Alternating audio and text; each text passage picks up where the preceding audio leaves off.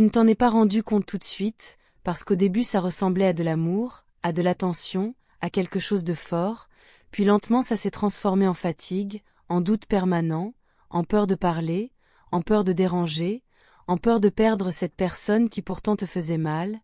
et sans t'en apercevoir tu as commencé à t'oublier, à minimiser ce que tu ressentais, à te convaincre que c'était normal. Jusqu'au jour où tu t'es regardé et tu as compris que ce que tu vivais n'était pas de l'amour mais une prison émotionnelle, et si tu écoutes cette vidéo aujourd'hui, ce n'est pas un hasard, c'est que quelque chose en toi est prêt à guérir, à se relever, et à reprendre sa place. Partie 1. Comprendre ce que tu as. Ce que tu as vécu n'a pas commencé par de la douleur, ça a commencé par de l'espoir, par cette sensation rare d'être enfin vu, compris, choisi,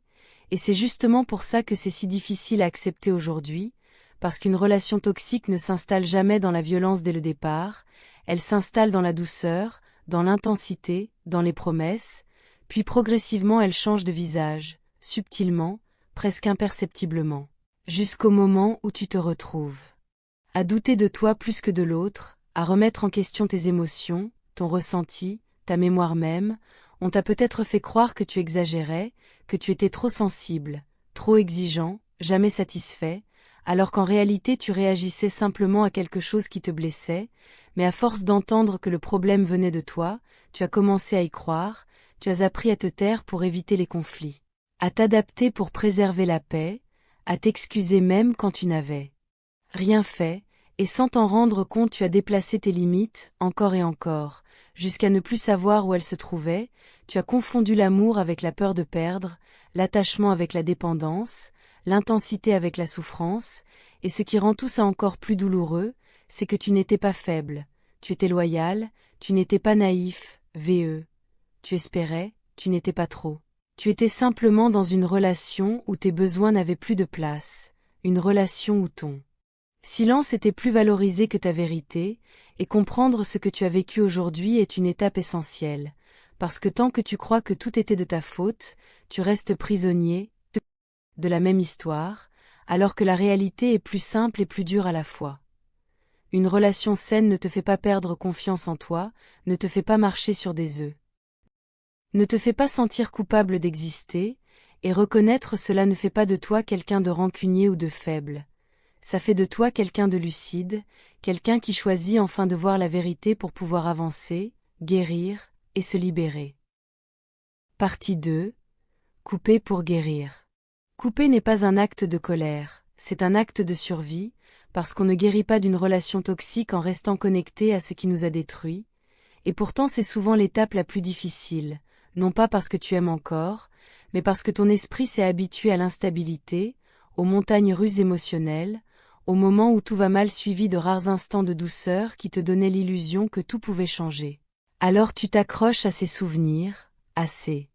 promesses, à cette version idéalisée de la personne, même quand la réalité te prouve le contraire, et chaque message relu, chaque réseau consulté, chaque tentative de juste prendre des nouvelles rouvre la blessure et te replonge dans le doute. Parce que couper le contact, ce n'est pas seulement supprimer une personne, c'est affronter le vide qu'elle laisse, c'est accepter le silence. C'est résister à l'envie de revenir en arrière quand la solitude fait plus peur que la souffrance. Mais ce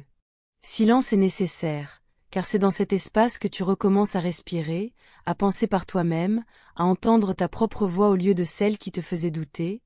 et petit à petit tu réalises que ton calme revient, que ton corps se détend, que ton esprit s'éclaircit, et même si au début ça fait mal, même si certaines nuits sont longues, couper devient un acte d'amour envers toi-même. Une frontière claire entre ce que tu refuses désormais et ce que tu mérites vraiment, et ce n'est qu'à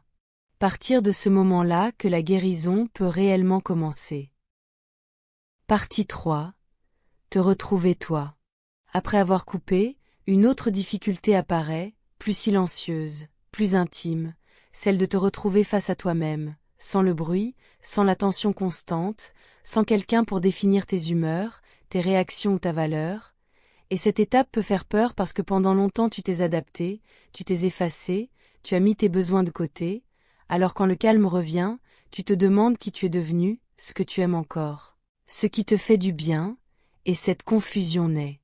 Pas un échec, c'est une conséquence normale d'une relation où tu as trop donné. Te retrouver commence par des choses simples, par te réécouter, respecter ta fatigue, accueillir tes émotions sans les juger, reprendre des habitudes que tu avais abandonnées, te reconnecter à des personnes qui te respectent, et surtout apprendre à ne plus te justifier d'exister comme tu es, parce que tu n'as rien perdu de toi, tu as juste été éloigné de toi-même. Et chaque petit pas que tu fais dans cette direction est une victoire, même quand tu doutes, même quand tu avances lentement. Partie 4. Transformer la douleur en force.